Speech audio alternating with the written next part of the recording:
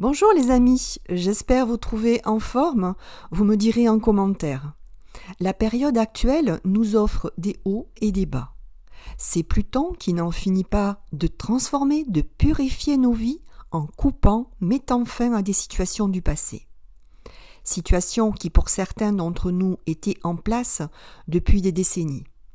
Ça nous laisse donc dans un certain vide temporaire, dans un inconnu avant que le nouveau cycle reprenne. Nous sommes testés, c'est le moins que l'on puisse dire, sur nos réactions, nos émotions qui s'expriment. C'est là que la confiance doit prendre sa place et participer à notre ancrage. Un juste équilibre, corps, âme, esprit. Uranus, deuxième planète d'importance à l'heure actuelle, vit son dernier mois dans le Taureau, alors que l'on sait que la planète accélère ses effets à l'entrée et à la sortie d'un signe. Ça agit bien sûr sur les signes de terre, Taureau, Vierge, Capricorne, mais pas que, tous les signes sont concernés, peut-être dans des domaines différents. C'est une multiplication d'événements climatiques terrestres soudains et violents, notamment des séismes, des révolutions, des prises d'indépendance des peuples et avec des changements radicaux, et en même temps des solutions rapides, de l'inventivité trouvée. En tout cas, beaucoup d'effets de surprise et de bouleversement, suite à quoi plus rien ne sera pareil, que ce soit à titre personnel comme sociétal. Ça met aussi sur notre route des opportunités inattendues, positives, suivant que notre vision s'arrête sur le côté négatif ou opère un recul nécessaire, un regard avec une prise de hauteur. Laissons faire, tout finit par faire sens. À vous les nouveaux abonnés, je me présente, je suis Gabrielle, astrologue, cartomancienne et numérologue. Afin de booster la chaîne et lui apporter encore plus de visibilité, je vous invite à vous abonner, partager la vidéo et liker la vidéo. Merci à toutes et à tous d'avance. De plus, en complément, vous pouvez aussi récompenser mon travail en faisant un don dont la somme est libre par le biais d'un lien PayPal que vous trouverez en dessous de la vidéo. Là encore, un très grand merci d'avance. La pleine lune du 2 avril 2026 aura lieu à 2h12 heure de Paris. Elle se positionne à 12 degrés 21 du signe de la Balance pour la lune et à 12 degrés 21 du signe du Bélier pour le soleil. C'est donc une pleine lune qui met en évidence le besoin de se confronter, soit en tant qu'individu souverain à l'autre, aux autres. Elle met aussi en surbrillance tous nos contrats, nos engagements, nos accords, nos transactions. Le soleil est exalté en bélier, ce qui booste notre pouvoir de décision et d'action. Cependant, l'opposition solilunaire est en carré à Jupiter. Nous avons une volonté chevillée au corps d'agir pour faire avancer nos projets. Or, il y a une confrontation avec les contraintes extérieures et nos choix personnels. Il faut donc coûte que coûte user de son esprit critique, même si l'envie de signer très vite au bas de la page est très présente. Une remise en question de nos contrats et de tout ce qui a trait aux lois s'impose à nous, et par excès de confiance aveugle, on risque de prendre des vessies pour des lanternes, d'avoir des désillusions et de se mettre dans des complications futures.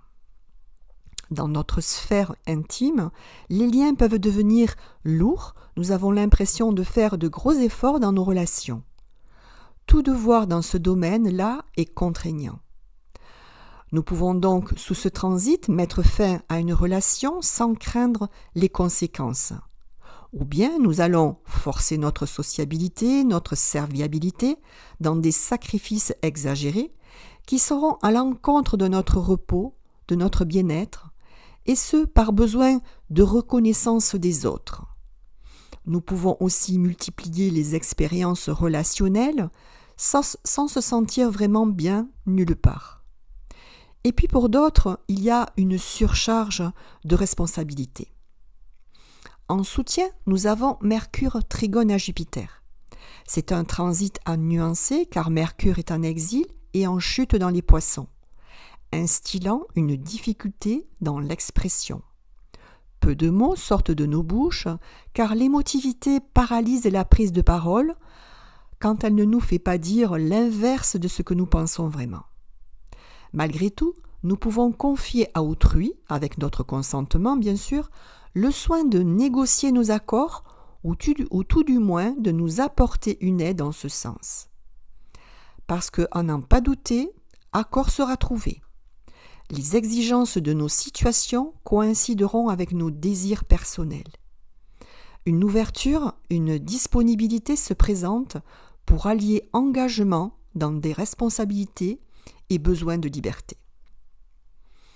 Ce thème s'inscrit dans un modèle locomotive, conduit encore une fois par Pluton, qui donne l'impulsion à ce thème et la Lune en planète traînante.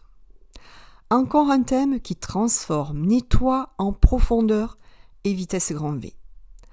Ensuite, la Lune est en Balance et Vénus, maître de la Balance, est en Taureau, carré à Pluton. Avec une Vénus gourmande, nous exprimons nos sentiments, notre sensualité.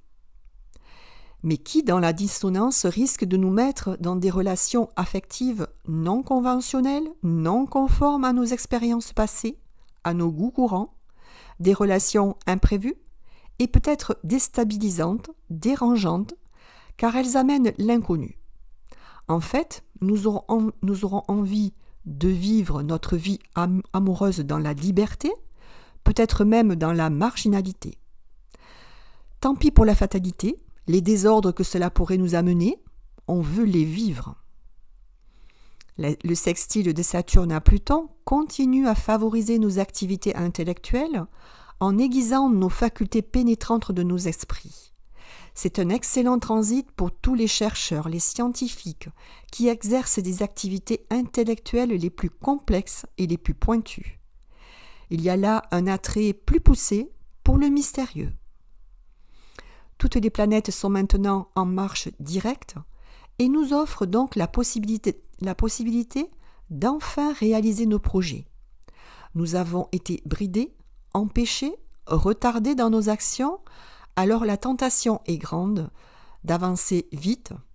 Or, comme nous venons de le voir, il nous faudra malgré tout garder notre sang-froid et avancer prudemment, sauf que là, ce sera nous et nous seuls qui allons maîtriser les horloges. En conclusion, en synthèse, une pleine lune qui met en lumière tous nos écrits, nos contrats, les actes légaux.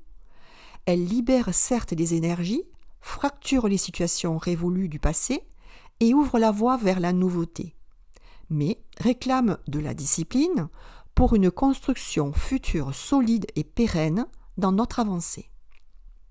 Pour atteindre le succès, il va falloir puiser au plus profond de nous, faire preuve d'innovation, pousser nos recherches vers de nouveaux concepts, en bref, travailler notre intellect de façon poussée. Nous en avons tous les moyens, il suffit simplement d'y croire. Et puis, la cohésion, l'unité sont les valeurs indispensables pour notre progression, notre élévation. Ce sera dans les plaisirs de la vie, la joie, que cette union des âmes se cristallise. C'est pourquoi le relationnel est si important dans cette étude de pleine lune.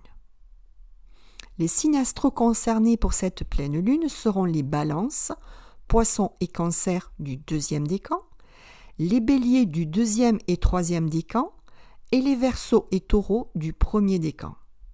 Pour les autres, comme d'habitude, vous pouvez consulter vos thèmes et voir dans quelle maison et donc dans quel domaine se projette cette pleine lune. En numérologie, lorsqu'on ajoute tous les chiffres pour le 2 avril 2026, soit 2 plus 4 plus 2 plus 2 plus 6, on obtient 16 et 7 en résultat final. Nous avions déjà ces vibrations-là pour la pleine lune du 3 mars 2026. Vous pourrez donc visionner à nouveau la vidéo de cette lunaison. En résonance avec l'astrologie, la vibration 16 pour cette pleine lune nous parle d'une effective remise en question qui se matérialise essentiellement dans la sphère relationnelle. Attendons-nous donc à des ruptures, des séparations, divorces pour nous ou et autour de nous. Avec la vibration 7, il nous faut rester centré en usant et abusant de la méditation, même quelques minutes par jour, pour se déconnecter, se couper du bruit, des discours déstabilisants. Nous devons continuer à nous nourrir de cette connaissance qui ouvre nos consciences. Merci à toutes et à tous, mes chers amis, d'avoir suivi la vidéo jusque-là. Avant de quitter la chaîne, comme à l'accoutumée, je vous invite à vous abonner, à cliquer sur le pouce en l'air et à partager en masse la vidéo tout autour de vous pour lui apporter encore plus de visibilité. D'autre part, vous pouvez aussi me contacter par mail à avenir-et-symbole8@gmail.com pour me donner votre avis sur mon analyse et sur la façon dont vous vivez cette lunaison. Je lis tous vos messages et je vous réponds dès que possible. Je vous retrouverai dans une quinzaine de jours pour l'étude de la nouvelle lune du 17 avril 2026. En attendant, prenez soin de vous et de vos proches. Restons sur notre chemin focus sur nos projets, même les plus modestes. N'écoutons pas le chant des sirènes, tel comme Ulysse, usons de discipline pour contrer les pièges tendus. Ayons confiance, la roue tourne. Je vous embrasse toutes et tous chaleureusement et vous enveloppe de ma bienveillance. À bientôt!